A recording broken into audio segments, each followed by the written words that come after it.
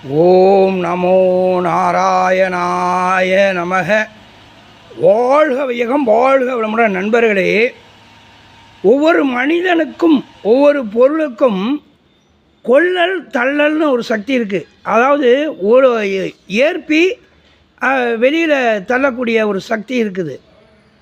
தலைமண்டைக்குள்ளே ஒளி பரப்பின்னு இருக்குது, அதே இது ஒளி ஏற்பின்னு இருக்குது. தள்ளல் கொள்ளல் இரண்டு சக்தி இருக்குது. ஈர்ப்பு சக்தி, விளக்கும் சக்தி இப்படி இருக்குது. அப்போ கண்ணு காது மூக்கு வாயு உடம்பு இப்படி 5 புலன்களில் 9 ஓட்டைகள் இருக்குது.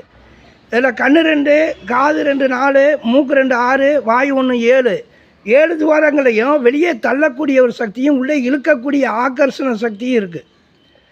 கீழே மலதுவாரம் சிறுநீர் துவாரத்தில் வெளியே தள்ளக்கூடிய சக்தி இருக்குது. இதுக்கெல்லாம் காற்று உதவியாக இருக்குது. இப்படி கெட்ட விஷயங்களை தள்ளணும், நல்ல விஷயங்களை கொள்ளணும், ஏற்றுக்கொள்ளணும்.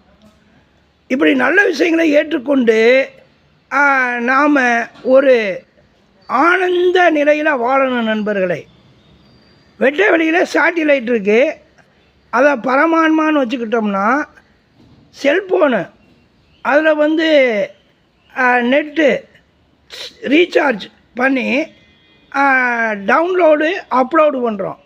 அந்த மாதிரி தான் பிரார்த்தனைகள் மேலே செல்கின்றன, ஆசீர்வாதங்கள் கீழே இறங்குகின்றன பைபிளில் இயேசு கிறிஸ்து அவருடைய தத்துவம். ஒவ்வொரு மனிதனுக்கும் அந்த ஒளிபரப்பி நல்ல விஷயங்களை, எண்ணங்களை, சிந்தனைகளை ஒளிபரப்பணும், நல்ல விஷயங்களை ஏற்றுக்கணும். இப்படி கெட்ட விஷயங்களை தள்ளணும், நல்ல விஷயங்களை கொள்ளணும். ஃப்ரீ மோஷன், கீழே மலஜல உபாதைகள் போனால் தான் ப்ரமோஷன் இருக்கும். ஆக நல்ல விஷயங்களை ஏற்போம், கெட்ட விஷயங்களை தள்ளுவோம். ஏற்பது இகழ்ச்சின்னு கெட்ட விஷயங்களை தள்ளுவோம், நல்ல விஷயங்களை ஏற்போம். நண்பரே, நன்றாக பலையாக வாழ்வோம். வாழ்க வையகம், வாழ்க வளமுடன்.